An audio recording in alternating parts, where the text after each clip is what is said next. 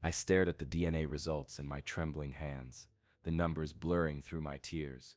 23 years of my life, and everything I thought I knew about my family was a lie. My name is Sarah Mitchell, and I'm about to tell you a story that will shake you to your core. 3 babies, one shocking truth, and a visit that changed everything. It started with what should have been the happiest day of my life. I was 25, married to my college sweetheart, Marcus, and we'd been trying for a baby for 2 years. When I found out I was pregnant with triplets, we were over the moon, but nothing could have prepared us for what happened in that delivery room on March 15th, 2001. The first baby came out screaming, a beautiful little girl with dark skin and the most gorgeous brown eyes I'd ever seen. Then came her brother, equally beautiful, equally dark. Finally, the second girl arrived, and as I held my 3 precious babies, I noticed Marcus had gone completely silent. The joy on his face had been replaced by something I'd never seen before. Confusion, then suspicion, then pure rage. "Sarah," he whispered, his voice cold as ice. "We need to talk." But before I could even process what was happening, he was gone, just like that. He walked out of the hospital room, out of our marriage, and out of our lives forever. He left me there, a new mother of 3, with no explanation, except the look of accusation in his eyes. Thank you so much for clicking on this video and choosing to spend your time with me today. This story is incredibly close to my heart, and I know it's going to touch yours too. If you're new here, please hit that subscribe button and become part of our family. We share real stories about real people, stories that matter, and please let me know in the comments where you're watching from. I love connecting with viewers from all around the world. Now let me take you back to where it all began, and trust me, you won't believe how this story unfolds. My name is Sarah Elizabeth Mitchell, though back then I was Sarah Coleman. I grew up in a small town called Millbrook, Georgia, population barely 3,000. It was the kind of place where everyone knew everyone, where secrets were hard to keep, and where being different meant being talked about. I met Marcus during my sophomore year at Georgia State University. He was studying business, I was pursuing elementary education, and we fell in love over late-night study sessions and shared dreams of a simple, happy life. Marcus was everything I thought I wanted. Stable, reliable, from a good family. He was tall, blonde, with these piercing blue eyes that made me feel like I was the only person in the world. We got married right after graduation in a small ceremony at my hometown church. My parents, Janet and Robert Coleman, were thrilled. They'd raised me with traditional values, and Marcus fit perfectly into their vision of the ideal son-in-law. His parents, the Mitchells, welcomed me with open arms, or so I thought. For the first 3 years of our marriage, everything seemed perfect. We bought a little house in Marietta, Georgia, with a white picket fence and a garden where I planned to teach our future children about growing vegetables. Marcus got a job at a local bank. I started teaching 3rd grade at the elementary school, and we settled into what I believed was our forever life. But there were signs, little things that didn't quite add up. Marcus would sometimes get quiet when we talked about having children, especially when the topic of what they might look like came up. He'd make jokes about hoping they'd have my green eyes and his blonde hair, but there was something in his voice that I couldn't quite place. Looking back now, I realize it was fear. When I finally got pregnant after 2 years of trying, Marcus seemed genuinely happy. He painted the nursery yellow since we didn't know the gender, assembled 3 cribs when we found out it was triplets, and even started reading parenting books. He would put his hand on my growing belly every night and talk to the babies, telling them about all the things he'd teach them, all the places we'd go as a family. I remember one evening, about 7 months into my pregnancy, we were lying in bed and I felt all 3 babies moving at once. Marcus laughed and said, "They're going to be fighters, just like their mama." But then he got quiet, really quiet, and when I asked him what was wrong, he just said he hoped he'd be a good enough father for them. I should have pushed harder to understand what he meant by that.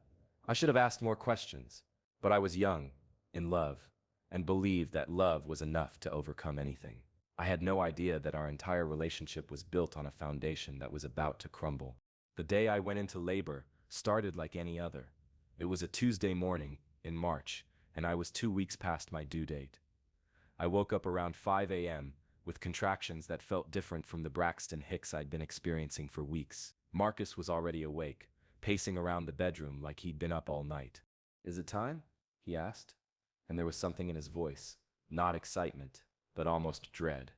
By 7 a.m., we were at Northside Hospital in Atlanta. The contractions were coming fast and hard, and the doctors said all three babies were ready to make their entrance into the world. Marcus held my hand through the first few hours, but I noticed he kept checking his watch, kept looking toward the door like he was planning an escape route. "Marcus," I said during a brief break between contractions, "you're scaring me. What's wrong?" He squeezed my hand and forced a smile. "Nothing's wrong, honey. I'm just nervous about becoming a dad to three babies at once. That's all." But it wasn't all. I could see it in his eyes, the way they darted away from mine when I tried to hold his gaze. There was something he wasn't telling me, something that was eating him alive. The delivery itself was intense, but relatively smooth for triplets. Baby Al, our first little girl, arrived at 2:47 p.m. The moment the doctor placed her on my chest, I felt a love so powerful, it took my breath away. She was perfect. 10 fingers, 10 toes, a full head of dark, curly hair, and skin the color of warm caramel. I looked up at Marcus, expecting to see the same overwhelming joy on his face that I was feeling. Instead, I saw confusion, pure, undeniable confusion. "She's beautiful," he said, but his voice was flat, mechanical. Baby B, our son, arrived 12 minutes later. Another perfect baby, with the same gorgeous dark skin, and those incredible brown eyes that seemed to see right into your soul. I named him right there in the delivery room, Caleb, which means bold and brave, because I knew he was going to need both qualities in life. By now, Marcus had gone completely white. He was still holding my hand, but it felt lifeless, like he was somewhere else entirely. "Marcus, look at your son," I whispered, but he couldn't seem to focus on the baby. He kept staring at me with this expression I'd never seen before. Baby C, our second daughter, made her appearance at 3:18 p.m. Emma. I decided to call her, meaning universal or whole, because she completed our family. Like her siblings, she was absolutely perfect, with the same beautiful dark features and that same peaceful expression.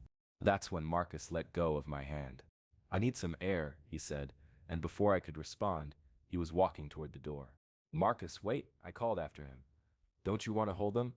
He stopped in the doorway, turned back to look at me and our three babies, and I saw something in his face that made my blood run cold. It wasn't confusion anymore. It was suspicion. It was betrayal. It was the look of a man who believed he'd been lied to. "I'll be right back," he said. But somehow I knew he wouldn't be. The nurse, a kind woman named Patricia, helped me get the babies situated for their first feeding. "He's probably just overwhelmed," she said gently. "First-time fathers sometimes need a minute to process everything, especially with multiples." But I knew this was more than overwhelm. This was something else entirely, something that had been building under the surface of our marriage without me even realizing it. Hours passed. The babies slept. I dozed fitfully, and Marcus didn't return. Every time someone walked past my room, I looked up hopefully, thinking it might be him coming back to meet his children properly, but it never was. Finally, around midnight, Patricia came in to check on us. "Mrs. Mitchell, has your husband been back?" "No," I whispered, trying not to cry. "I don't understand what's happening." Patricia sat down beside my bed, her expression gentle but serious. "Honey, sometimes when babies don't look like what parents expect, it can be shocking, but that doesn't mean anything is wrong. Genetics can be unpredictable, especially when families have mixed heritage that maybe hasn't been talked about." Mixed heritage.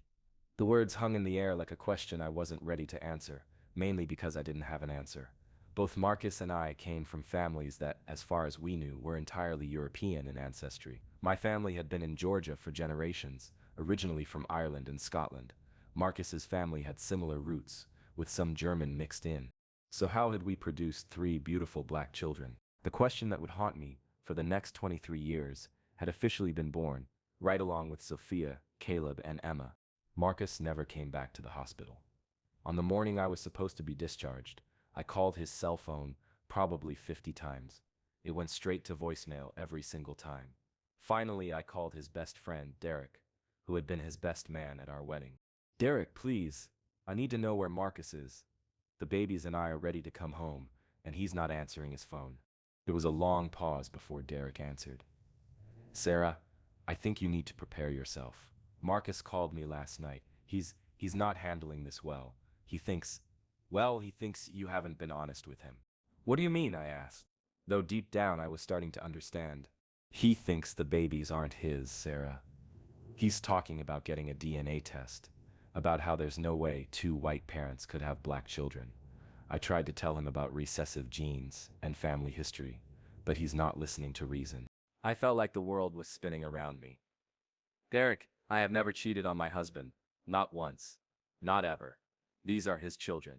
I believe you, Sarah, but Marcus, he's gone to stay with his parents for a while. He said he needs time to think. Time to think. My husband needed time to think about whether or not to be a father to his own children. I took the babies home to our little house in Marietta by myself. My parents drove down from Millbrook to help, and they were just as confused as I was about the baby's appearance, but they never questioned that they were their grandchildren. They loved Sophia, Caleb, and Emma from the moment they saw them. Genetics are funny things, my mother said, rocking Emma while I fed Caleb. Maybe there's something in the family history we don't know about. But even as she said it, I could see the questions in her eyes. We traced both sides of our family back several generations, and there had never been any indication of African ancestry. So where had these beautiful children come from? 3 weeks went by with no word from Marcus. The babies were thriving, but I was falling apart. I was a single mother of triplets with no explanation for my husband's absence and no idea how to move forward. Finally, I decided I had to take action. I drove to Marcus's parents' house in Roswell, the 3 babies strapped into their car seats in the back of my Honda Civic. I was going to make Marcus look at his children, hold them, and realize that love was more important than anything else. Mrs. Mitchell answered the door, and the look on her face told me everything I needed to know. This woman who had welcomed me into her family, who had helped plan my wedding, who had been excited about becoming a grandmother, now looked at me like I was a stranger. "Sarah," she said coldly, "what are you doing here?" "I'm here to see Marcus. These are his children, Mrs. Mitchell. They're your grandchildren."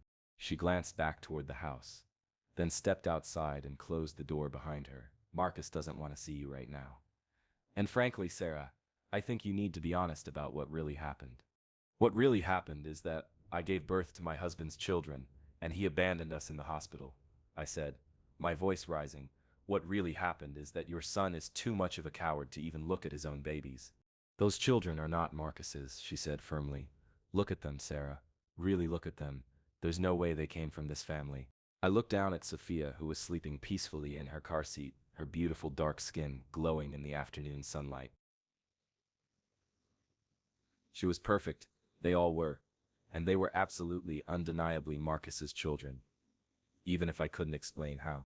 "Mrs. Mitchell, I have never been unfaithful to your son. Not once. I love him, and I love these children, and I'm begging you to help me save my family." She shook her head. "I'm sorry, Sarah, but Marcus has made his decision. He's filing for divorce, and he's going to request a DNA test to prove those children aren't his."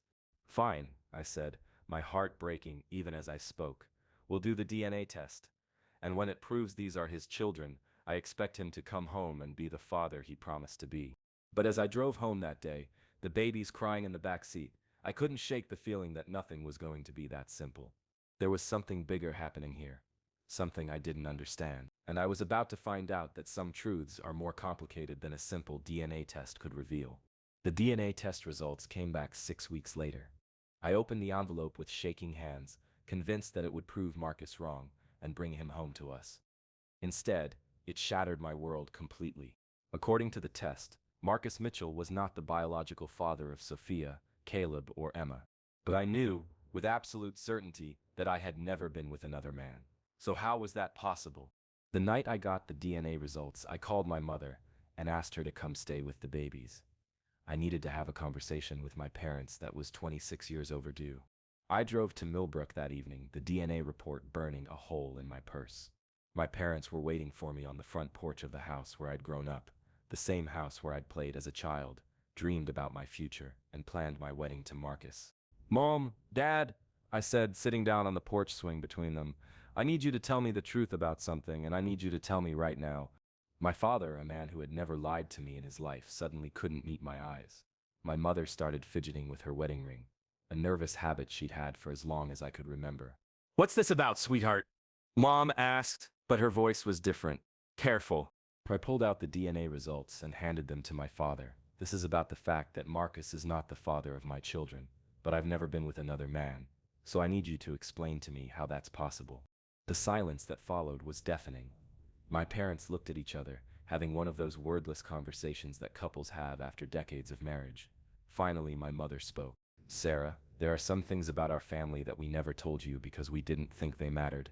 What things? My father cleared his throat, a sound that seemed to echo across the quiet street. Your great-grandmother, my grandmother, her name was Clara. We always said she was from Ireland, but that wasn't the whole truth. I felt my heart start to race. What was the whole truth? Clara was mixed race, my mother said quietly. Her mother was black. Her father was white. This was back in the 1920s, when that kind of thing was complicated, dangerous, even. So Clara passed as white, married a white man, and raised her children to believe they were white too. I stared at my parents, trying to process what they were telling me. So you're saying I have black ancestry that you never told me about? We're saying that genetics can skip generations, my father said. We're saying that sometimes traits that have been hidden for decades can suddenly appear. And we're saying that we should have told you this a long time ago. But even as they spoke, I could see there was more. Something in their eyes, something in the way they kept looking at each other, told me this wasn't the whole story. There's something else, I said. It wasn't a question. My mother started crying then, silent tears that rolled down her cheeks. Sarah, honey, there's something else we need to tell you. Something about your father. The world seemed to stop spinning. What about Dad? Robert isn't your biological father, she whispered. The porch swing seemed to disappear beneath me. 26 years of my life, and my father wasn't my father. The man who had taught me to ride a bike, walked me down the aisle, held my hand through every crisis of my life, wasn't actually my father. Then who is? I asked, though I wasn't sure I wanted to know the answer. My mother looked at my father, Robert, the only father I'd ever known, and he nodded encouragingly. His name was James Washington. He was a black man. I met when I was 22, before I met Robert. We had a relationship for about 6 months. When I found out I was pregnant, he had already moved away for work. I never told him about you. So James Washington is my biological father? I asked, trying to understand how this changed everything. Yes. And Sarah, that's why your children look the way they do. They're not Marcus's children because genetics don't work that way.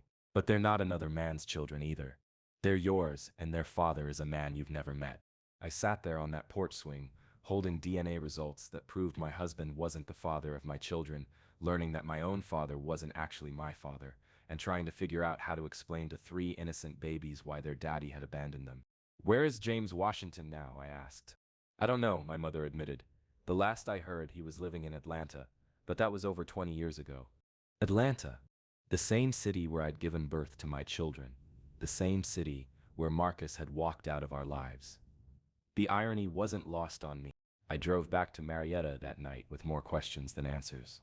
Yes, I now understood why my children looked the way they did, but I was also facing the reality that they didn't have a father in any traditional sense. Marcus had abandoned them, and their biological father didn't even know they existed. Over the next few months, as the divorce proceedings moved forward, I tried to build a life for me and the triplets. I went back to teaching, found a babysitter who could handle 3 infants, and slowly started to heal from the trauma of losing my marriage. But I couldn't stop thinking about James Washington. Somewhere out there was a man who had 3 grandchildren he'd never met, children who were growing up without understanding half of their heritage. And I began to realize that finding him wasn't just about satisfying my own curiosity. It was about giving Sophia, Caleb, and Emma the chance to know where they came from. The problem was, I had no idea how to find a man I'd never met, whose last known address was more than 20 years old, in a city of millions of people. But I was about to learn that sometimes the universe has a way of bringing the right people together at exactly the right time. For 23 years, I raised Sophia, Caleb, and Emma as a single mother. I told them the truth about their father when they were old enough to understand, that Marcus had left when they were born because he couldn't handle the reality of having children who didn't look like him. I also told them about James Washington, their biological grandfather, and how someday we might try to find him. The triplets grew up to be remarkable young adults. Sophia became a nurse, following in her desire to help people heal. Caleb studied engineering, with a mind for building things that would last. Emma pursued social work, drawn to helping families in crisis. They all understood that their family was different, but they never let that define them in negative ways. I remarried when they were 10 years old, to a wonderful man named David who loved them as his own children. David legally adopted all three of them, and for the first time since they were born, they had a father figure who was proud to claim them. But the question of James Washington never went away. As the triplets got older, they became more curious about their biological grandfather. They wanted to know about his family, their extended relatives, their cultural heritage, and I realized that I owed it to them to try to find him. In 2024, Emma decided to take matters into her own hands. She had become skilled at genealogy research through her social work, and she started searching for James Washington using every database and social media platform available. "Mom," she said one evening, calling me at work with excitement in her voice, "I think I found him." My heart stopped. After all these years, was it really possible? His name is James Washington. He's 68 years old, and he lives in Decatur, Georgia. Mom, he's been 15 minutes away from us this whole time. 15 minutes. For 23 years, the man whose genes had given my children their beautiful features, their strong spirits, their incredible intelligence, had been living 15 minutes away from us. Emma, are you sure it's him? I'm sure. I found his social media profiles, and Mom, he looks exactly like Caleb. It's unmistakable. And get this, he works as a counselor for young fathers, helping them learn to be better parents. The irony was overwhelming.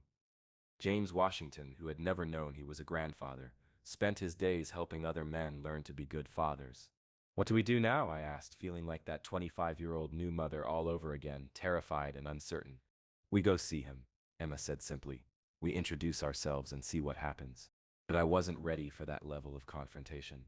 Instead, I decided to write him a letter. I spent weeks crafting it, trying to find the right words to explain a situation that sounded impossible even to me. Dear Mr. Washington, my name is Sarah Mitchell, though you might remember me as Sarah Coleman. We met briefly in 1975 when I was 22 years old. We had a relationship that lasted about 6 months before you moved away for work. I need to tell you something that I should have told you 24 years ago. When you left, I was pregnant.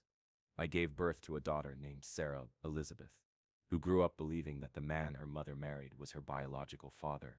Sarah is now 26 years old, and she recently gave birth to triplets. When those children were born, it became clear that genetics had revealed a family secret that had been hidden for decades. Through DNA testing and family research, we discovered the truth about Sarah's parentage. Mr. Washington, I am writing to tell you that you have a daughter and 3 grandchildren who would very much like to meet you, if you're willing. I understand this must be shocking news, and I don't expect anything from you.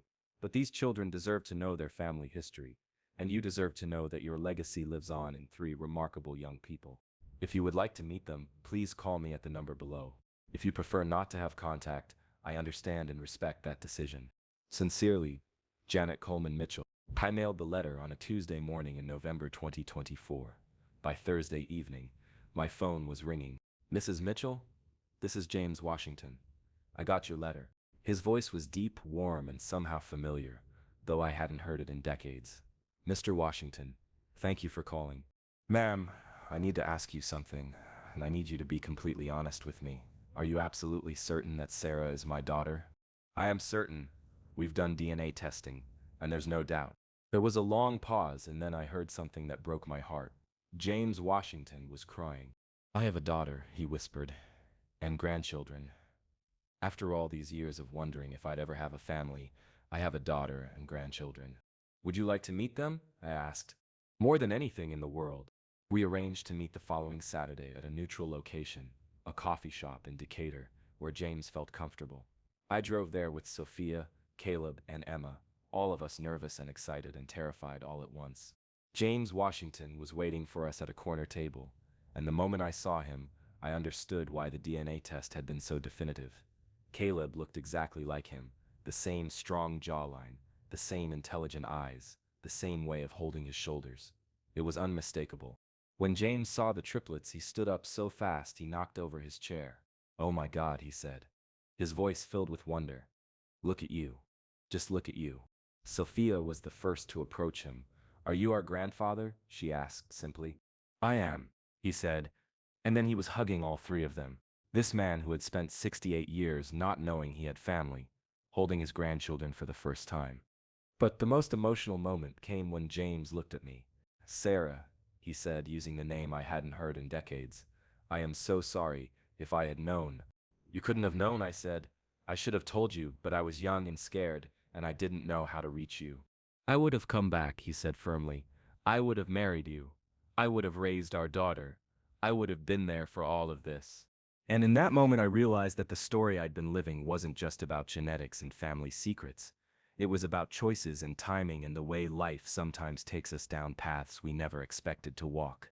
James Washington had spent his entire adult life working with young fathers, teaching them to be present for their children, all while not knowing that he had a daughter and grandchildren of his own who needed him. The months that followed our reunion with James were transformative for all of us. James, who preferred to be called Grandpa James by the Triplets, became a regular part of our lives. He came to Sunday dinners, attended Sophia's nursing school graduation, cheered for Caleb at his engineering presentations, and helped Emma with her social work case studies. But the most profound change was in me. For 23 years, I had carried the weight of feeling like I had somehow failed my children by not being able to give them a complete family story. Meeting James helped me realize that family isn't just about genetics or traditional structures. It's about love, commitment, and showing up for each other. James told us about his life, about how he had married once, but it didn't work out, partly because he always felt like something was missing. He had devoted his career to helping other men be better fathers, never knowing that he was unconsciously trying to fill a void in his own life. I used to tell those young men that being a father isn't just about biology, he said during one of our Sunday dinners. I told them it was about being present, being consistent, being willing to love someone more than you love yourself. I just never knew I had the chance to practice what I preached. The triplets embraced having a grandfather with enthusiasm. James taught Caleb about woodworking, helped Sophia understand the historical context of nursing as a profession, and shared with Emma stories about growing up in the South during the civil rights era that gave her a deeper understanding of the families she worked with. But there was still one conversation we needed to have, one person whose absence still cast a shadow over our family story. Marcus. Mom, Sophia said one evening as we were cleaning up after dinner, have you ever wondered what happened to Marcus, whether he ever regretted leaving? I had wondered, of course. For years I had wondered if Marcus ever thought about the children he had walked away from, if he ever regretted not staying to fight for our family instead of running away from it. I've wondered, I admitted, but I've also learned that some people aren't capable of the kind of love that transcends their own fears and limitations. But what if he's changed? Emma asked. What if he's spent all these years regretting his decision? It was Caleb, always the practical one, who voiced what we were all thinking. Do we want to know? Do we want to open that door after all these years? The conversation continued over several weeks. James, with his counseling background, helped us work through the complex emotions involved. He pointed out that reaching out to Marcus wasn't about giving him a chance to hurt us again. It was about giving ourselves the chance to close that chapter of our story on our own terms. Sometimes, James said, the healing comes not from getting the apology or explanation we want, but from being brave enough to face the person who hurt us and realizing they no longer have power over our peace. Finally, we decided that Sophia, as the eldest, would try to contact Marcus. She found him through social media. He was living in Florida, had remarried, and had 2 children with his second wife. Children who, from their photos, looked exactly like him. Sophia sent him a simple message. Hi Marcus, this is Sophia, one of the triplets born to you and Sarah Mitchell in 2001. My siblings and I would like to have a conversation with you if you're willing. His response came 3 days later. I've thought about you kids every day for 23 years. I would be honored to talk with you. We arranged a video call for the following weekend. I wasn't sure what to expect. Anger, defensiveness, excuses. What I got instead was something I hadn't prepared for. Genuine remorse. Marcus, now 48 years old, looked tired in a way that had nothing to do with age. When he saw the triplets on the screen, all grown up and beautiful and successful, he started crying immediately. I am so sorry, he said, his voice breaking. I am so deeply, profoundly sorry for what I did to you. All of you. Why did you leave? Caleb asked directly. Why didn't you even try to understand what was happening? Marcus was quiet for a long moment. Because I was a coward, he said finally. Because I was raised to believe that genetics worked a certain way, and when they didn't work the way I expected, I panicked. because I was more concerned with what other people would think than with what was right for my family. Did you ever love us? Sophia asked, and I could hear the little girl in her voice, the child who had grown up without a father. I loved the idea of you, Marcus said honestly, but I never gave myself the chance to love who you actually were, and that is the biggest regret of my life. He told us about his life since leaving us, about how he had struggled with depression and guilt, about how his second marriage had nearly ended because he couldn't stop talking about the children he had abandoned. He had been in therapy for years, working through his issues with race, family, and responsibility. I don't expect forgiveness, he said. I don't deserve it, but I want you to know that not a day has gone by that I haven't wondered about you, worried about you, hoped that you were okay. Emma, ever the social worker, asked the question that surprised all of us. Would you like to meet us? In person? Marcus looked shocked. Would you want that? And that's when I realized that my children, these remarkable young adults who had grown up without a father, were more mature and forgiving than I had ever been. They were willing to give Marcus something I wasn't sure I could give him, a chance to be part of their lives, even if it was 23 years too late. We met Marcus at a restaurant in Atlanta 6 months later. It was awkward at first. How do you have a relationship with someone who has been absent for your entire life? But slowly, carefully, we began to build something new. Marcus couldn't be their father. That role was filled by David, who had earned it through years of presence and love, and he couldn't be their dad. That title belonged to the man who had read them bedtime stories and attended their school plays and taught them to drive. But he could be something else. He could be the man who had made mistakes but was willing to own them. He could be the person who showed them that people can change, that regret can lead to growth, that it's never too late to do the right thing, even if it's not the same thing as doing the right thing at the right time. James and Marcus even developed an unlikely friendship, bonded by their shared love for Sophia, Caleb, and Emma, and by their mutual understanding of what it meant to be a man who had missed out on years of his children's lives. The difference between us, James told Marcus during one of our family gatherings, is that you chose to leave, and I never knew I had the choice to stay. But we're both here now, and that's what matters. As I write this story, Sophia is 25 and planning her wedding to a wonderful man who loves her family unconditionally. Caleb is designing sustainable housing for low-income families, using his engineering skills to build the kind of stable homes he never had as a child. Emma is running a program that helps single mothers navigate the social services system, drawing from her own experience of growing up in a non-traditional family.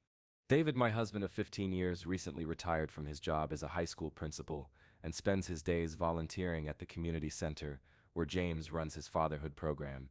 They work together now, these two men who became fathers in completely different ways, helping other men learn what it means to be present for their children. And Marcus sends birthday cards every year, attends graduations when invited, and has become someone the triplets can count on in small but meaningful ways. He'll never be their father, but he's found a way to be part of their extended family without trying to claim a role he didn't earn. But perhaps the most beautiful part of this story is what happened just last month.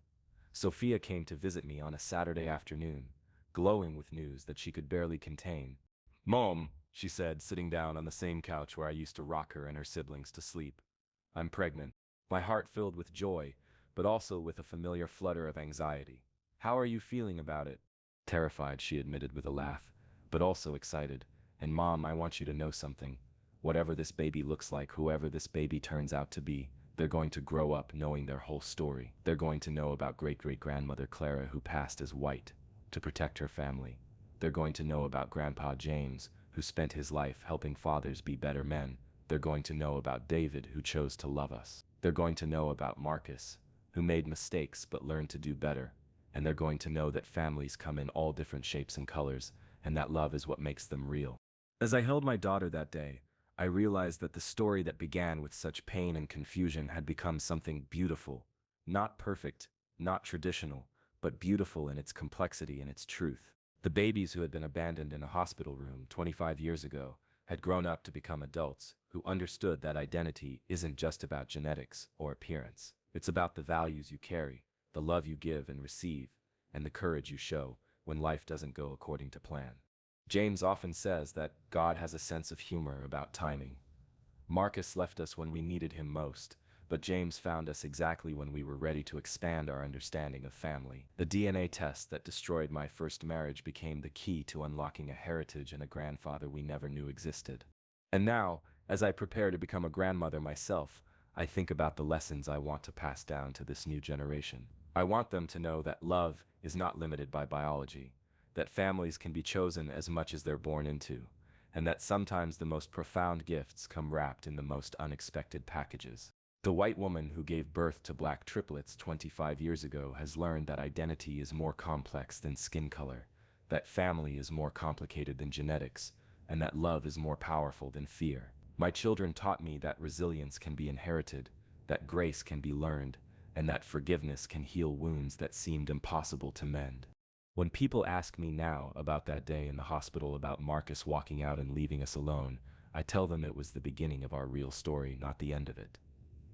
Because sometimes what looks like abandonment is actually liberation. Sometimes what feels like rejection is actually redirection towards something better. My triplets didn't need a father who couldn't see past their skin color to love them. They needed the father who chose them, the grandfather who had been waiting his whole life to find them, and a mother who learned that fighting for your children sometimes means fighting for the truth, even when it's complicated. The visit that changed everything wasn't Marcus walking out of that hospital room. It was James Washington walking into that coffee shop 23 years later, ready to love grandchildren he never knew existed. It was the visit that taught us all that family isn't about who's there at the beginning. It's about who stays, who shows up, and who chooses to love you exactly as you are. And now, as Sophia prepares to welcome her own child into this beautifully complicated family we've built, I know that whatever challenges lie ahead, we'll face them together. Because that's what families do. Not just the families you're born into, but the families you choose, the families you fight for, and the families you build with courage, truth, and unconditional love. The story that began with 3 babies and a man who couldn't stay has become a story about the people who did stay, who chose love over fear, and who proved that the most beautiful families are often the ones that don't look like anything you ever expected. Sometimes the greatest gift you can give your children isn't a perfect family, it's a real one, with all its complications and beauty, where love wins over everything else in the end. That's the story I wanted to tell you today. A story about 3 babies who changed everything, a mother who learned to fight for the truth, and a family that proved love really can conquer all, even when it takes 25 years to fully understand what that looks like. Thank you for listening to our story. Thank you for being part of this community where real families share real experiences. And remember, no matter what your family looks like, no matter how complicated your story might be, love is always the answer. Love is what makes it all worthwhile. I hope our story has touched your heart the way sharing it has touched mine. Please let me know in the comments where you're watching from, and share your own stories of family, love, and the unexpected ways life can surprise us. Until next time, remember that every family has a story worth telling, and every story of love is worth celebrating.